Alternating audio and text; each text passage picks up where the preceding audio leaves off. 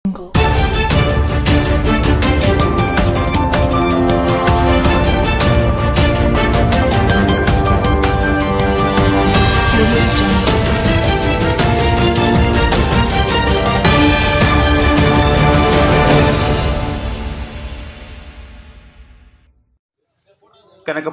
ತಾಲೂಕಿನ ಸಾತನೂರು ಹೋಬಳಿಗೆ ಸೇರಿದ ಅಚ್ಚಲು ಪ್ರಾಥಮಿಕ ಕೃಷಿ ಪತ್ತಿನ ಸಹಕಾರ ಸಂಘ ನಿಯಮಿತದ ಅಧ್ಯಕ್ಷ ಸ್ಥಾನಕ್ಕೆ ನಡೆದ ಚುನಾವಣೆಯಲ್ಲಿ ಟಿಎನ್ ಲೋಕೇಶ್ ಅವರು ಅವಿರೋಧವಾಗಿ ಆಯ್ಕೆಗೊಂಡಿದ್ದಾರೆ.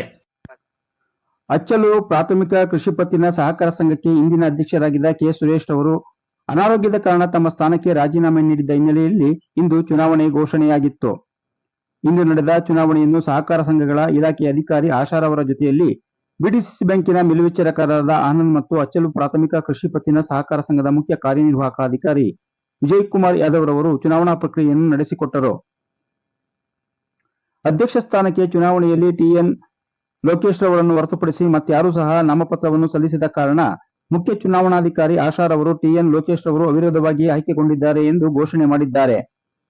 ಮಾಜಿ ಅಧ್ಯಕ್ಷ ಕೆ ಸುರೇಶ್ ಅವರು ಈ ಹಿಂದೆ ನಮ್ಮ ನಾಯಕರಾದ ಉಪಮುಖ್ಯಮಂತ್ರಿ ಡಿಕೆ ಶಿವಕುಮಾರ್ ಅವರು ಹಾಗೂ ಮಾಜಿ ಸಂಸದ ಡಿಕೆ ಸುರೇಶ್ ಅವರು ನನ್ನನ್ನು ಗುರುತಿಸಿ ಅಚ್ಚಲು ಪ್ರಾಥಮಿಕ ಕೃಷಿ ಪತ್ತಿನ ಸಹಕಾರ ಸಂಘದ ಅಧ್ಯಕ್ಷ ಸ್ಥಾನವನ್ನು ನೀಡಿದರು. ನಾನು ಪ್ರಾಮಾಣಿಕವಾಗಿ ಸಂಘದ ಹಿತದೃಷ್ಟಿಯಿಂದ ಕೆಲಸ ಮಾಡಿದ್ದೇನೆ.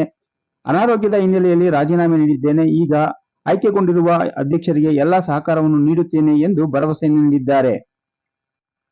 ಈ ಸಂದರ್ಭದಲ್ಲಿ ಉಪಾಧ್ಯಕ್ಷರಾದ ಶಶಿಕಲಾ ಬೆಟ್ಟೇಗೌಡ ಸೇರಿದಂತೆ ಜುಬೇರ್ ಶರೀಫ್, ಎಸಿ ಲಿಂಗೇಗೌಡ, ಜೆಎಂ ನಾಗೇಶ್, ರಮೇಶ್, ವರದರಾಜು, ಸವಿತಾ, ಜಯರಾಮ್, ಸಿದ್ದರಾಜು, ವೆಂಕಟೇಶ್, ರಮೇಶ್ ಉಪಸ್ಥಿತರಿದ್ದರು.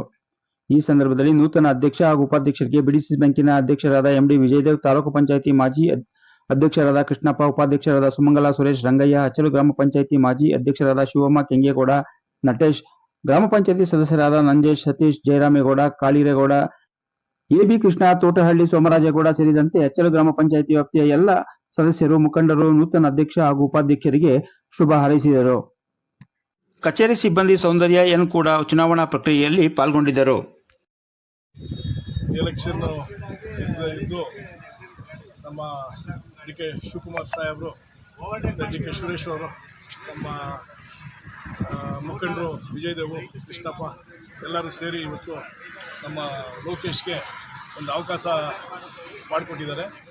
ಇನ್ನೂ ಒಂದು ಅವಧಿ ಇದೆ. ಎಷ್ಟು 3 ಜನಕ್ಕೆ ಅವಕಾಶ ಇತ್ತು, ಒಂದು ಅವಧಿ ಇರಲಿ ಸುಮಾರು ಅವಧಿ ಇದೆ.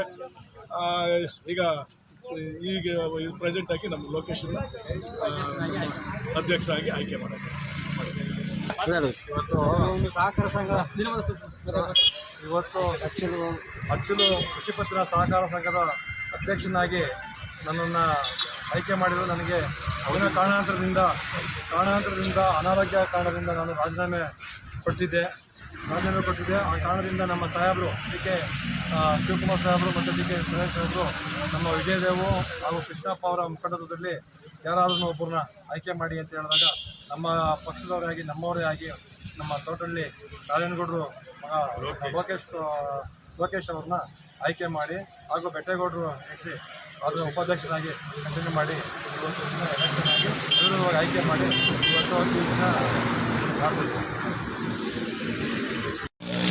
ಅಧ್ಯಕ್ಷರಾಗಿ ತೋಟಹಳ್ಳಿ ನಾರಾಯಣಗೌಡರು ಮಗ ಲೋಕೇಶ್ ಅವ್ರನ್ನ ಮತ್ತು ಉಪಾಧ್ಯಕ್ಷರಾಗಿ ಶಶಿಕಲಾ ಬೆಟ್ಟೇಗೌಡರನ್ನ ಆಯ್ಕೆ ಮಾಡಿದ್ದಾರೆ.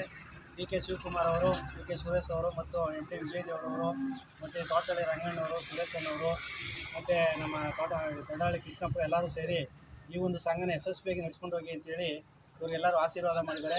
ಈ ಒಂದು ಸಹಕಾರ ಸಂಘಕ್ಕೆ ಒಳ್ಳೆಯ ಹೆಸರು ತರಬೇಕು ಅಧ್ಯಕ್ಷರು ಉಪಾಧ್ಯಕ್ಷರು ಅಂತೇಳಿ ನಾನು ಕೇಳ್ಕೊಳ್ತಾ ಇದ್ದೀನಿ.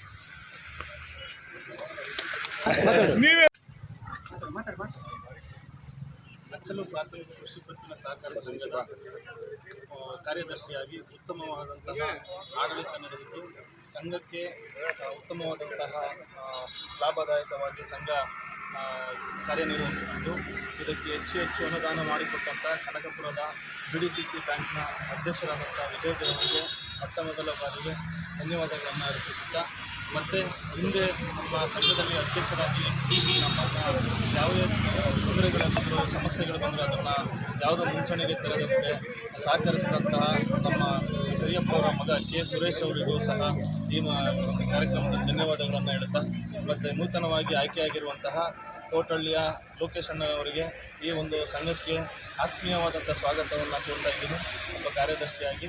ಮತ್ತು ನಮ್ಮ ನೆಚ್ಚಿನ ಬೊಮ್ಮನಹಳ್ಳಿ ಬೆಟ್ಟೇಗೌಡರ ಧರ್ಮಪತ್ನಿ ಶಶಿಕಲಾ ಬೆಟ್ಟೇಗೌಡರವರು ಅವರ ಒಂದು ಆಳ್ವಿಕೆ ಸಹ ಒಂದು ಕಾರ್ಯಕ್ರಮದ ರೂಪುರೇಷೆಯು ಸಹ ಭಾಳ ಉತ್ತಮವಾಗಿದ್ದು ಅವರಿಗೂ ಸಹ ಈ ಒಂದು ಕಾರ್ಯಕ್ರಮದಲ್ಲಿ ಸ್ವಾಗತವನ್ನು ಧನ್ಯವಾದಗಳನ್ನು ಹೇಳ್ತೀನಿ. ಮತ್ತು ಇದೇ ರೀತಿ ಹೊಸ ಅಧ್ಯಕ್ಷರಾಗಿರುವಂತಹ ಲೋಕೇಶ್ ಅವರು ನಮ್ಮದು ಉತ್ತಮವಾಗಿ ಕಾರ್ಯನಿರ್ವಹಿಸೋದಕ್ಕೆ ಶಕ್ತಿಯುತವಾಗಿರಲಿ ಅಂತ ಹೇಳಿ ನಾನು ಎರಡು ಮಾತು ಮುಗಿಸ್ತೀನಿ. ಧನ್ಯವಾದಗಳು. ಅಧ್ಯಕ್ಷರಾಗಿ ಲೋಕೇಶ್ ಅವರು ಆಯ್ಕೆಯಾಗಿದ್ದಾರೆ. ಹಾಗೆ ಉಪಾಧ್ಯಕ್ಷರಾಗಿ ಶಶಿಕಲಾ ಬೆಟ್ಟೇಗೌಡರು ಆಯ್ಕೆಯಾಗಿದ್ದಾರೆ.